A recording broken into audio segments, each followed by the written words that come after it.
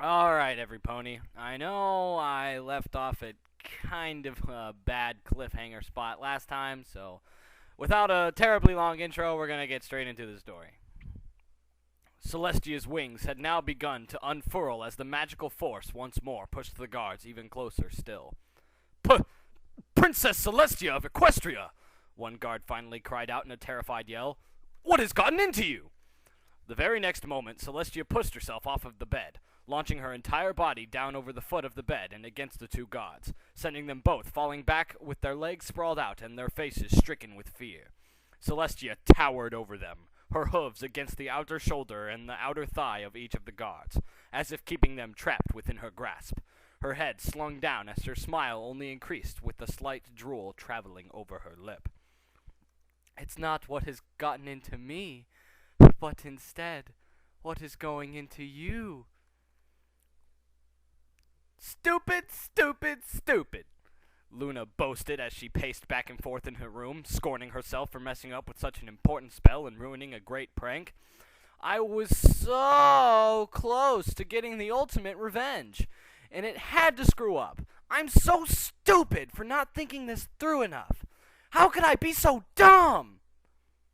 The constant bombardment Luna was bringing on herself continued. Her rapid pacing continued, including the stomping of her hooves, the whipping of her tail against her desk, and the occasional banging of her horn against her bed. Now, not only did she fail her prank and spoil her one chance for a good laugh, but she probably now also got Tia incredibly upset with her, and was surely in for some sort of punishment.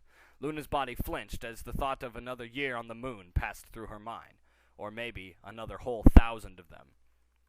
Her train of thought was cut off by a sudden shriek coming from the distance. It was a colt's voice, but it seemed to come from the outside. Quickly, Luna ran out onto her balcony and looked around for only a few seconds before she noticed a flickering, colorful display lights coming from the window of Celestia's bedroom. That's the result of a magical discharge. Oh my! Celestia! Without hesitation, Luna burst through her bedroom door and practically flew down the hallway, taking the few turns needed to get back to the main hallway leading to Celestia's royal bedroom. Already there was a crowd of guards around the door, all of them trying desperately to break open the door and get inside to the source of the commotion. Quickly, Luna fed magic through her horn and focused it under the door and up to the lock. She felt her way around it, working her magic through the bolts and slides of the lock itself before finally getting it undone. As she flew towards the door, the guard stopped, gathered behind her, knowing Luna would possibly be the most important to enter the room. In the next moment, Luna's front hooves collided with the large door and pushed it open, fully revealing the scene inside, which sent a gasp to each pony still in the hallway. Both guards inside had their armor stripped, their bodies covered in sweat and other forms of wetness while panting heavily. Their faces held expressions of fear and anguish. Their figures seemed depleted as if their energy had all been taken away. Both were laid on their backs, their legs sprawled out widely, with a slender, yet powerful hoof stroking up and down the chests of the stomachs of each. Before them stood Celestia herself, but different. Her face had changed and become somewhat distorted, as if a wild grin she now held had been imprinted on there artificially. Her pupils were tiny, her eyes bloodshot.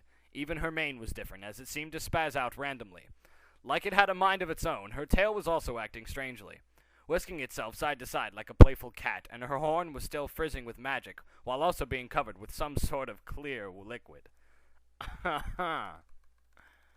Celestia looked up and immediately stuck her gaze towards Luna, who looked back with a mix of shock, confusion, and fear at the sight before her. A drop of drool started to slide down the lips as Celestia spoke out towards her sister while her eyes seemed to tear deep into Luna's soul. Luna, my dear, loving, delicious sister. This was all Luna needed to hear before she immediately turned her flank around and flew as fast as she could in the opposite direction. She didn't know where she was going. Her thoughts were too scrambled and confused by what she had saw, and she was barely able to curve and steer herself around the turns and corridors she flew through. A large crashing sound was heard behind her as a group of guards from before suddenly yelled out, as if suddenly hit by something. As Luna continued to fly, it became obvious by the faint yet distinguishable glow behind her that Celestia had forced her way past the guards and was not far behind. Luna pushed forward, racing as fast as her wings could take her down each hallways and past each doorway, only to finally come to a dead end in her own bedroom. "Oh, no, no, no, no, no, no, no, no, no!" she gasped to herself, desperately trying to figure out what to do next. Quickly, she closed the door to her room, hoping that perhaps this would help her hide from her older sister long enough to find a solution. This, however, proved to be unfortunately false. Only moments later, Luna's bedroom door swung open loudly, Celestia herself prancing into the room with the same wicked grin on her face while her wings stayed completely unfurled and spread outward around her. Luna's heart sank as a cold, painful shiver ran down her spine and throughout her body. She turned around just in time to see Celestia's front hooves rear up and push Luna back onto her own bed, making her give off a slight shriek of pain. The door into the room shut quickly, and all the windows immediately closed with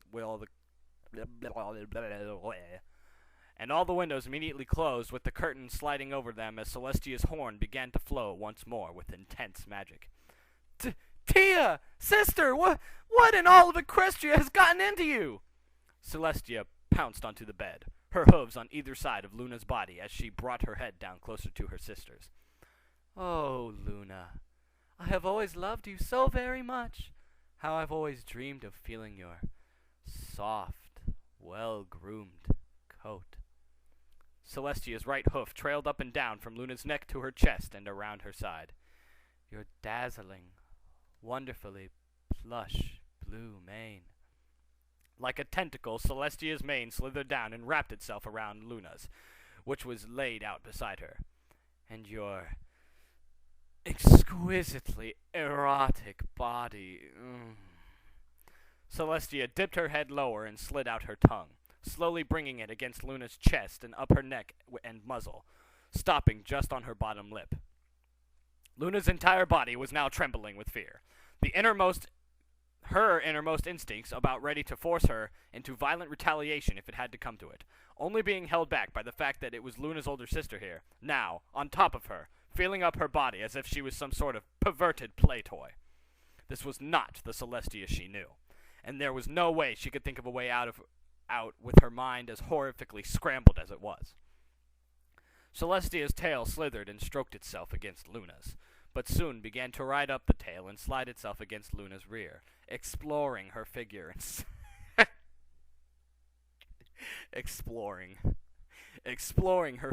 spreading apart her legs, splaying open her haunches obscenely while it lathered itself against Luna's coat. The sensation that ran through Luna's body forced a small moan to escape her lips, pushing through Luna's best efforts to keep it held down. This only excited Celestia even more as her mane wrapped itself around Luna's and tugged her head closer, her body now lowering down and brushing up directly against Luna's, while Celestia's eyes grew wider still. Her tongue slipped out once more and slid itself around Luna's face and muzzle, swirling around her nose and mouth before suddenly jolting down between her lips and forcing inside Luna's saliva-coated orifice. Ooh. At that exact moment, Celestia's lower body connected with Luna's and roughly began to push and grind up and down against her, pressing with enough force to move Luna's body forward and back against the bed as well. Luna couldn't withstand this feeling coursing through her entire body. She was in a state of compelling fright as her older sister dominated her and used her like some sort of toy, yet at the same time the flowing sensation racing through her body was unimaginably pleasurable. That sensation bore through like a hot flame passing over the surface of fresh oil, reaching the endpoints of her body and then repelling back with double the force like a wave crashing against the wall and sending more waves back. This kept up for several minutes, with each passing moment diving Luna's body even further into further strain of dealing with this sort of forced pleasure. Just when Celestia had begun to lose herself in the full force of her domination over her sister, a sudden poof of smoke appeared before her with a magical sputter. Quickly, Celestia reared back, while still staying on top of Luna, and examined the magical cloud before her just in time to see it materialize into a letter! Instinctively, Celestia used her magic to unravel the letter and begin to read its contents.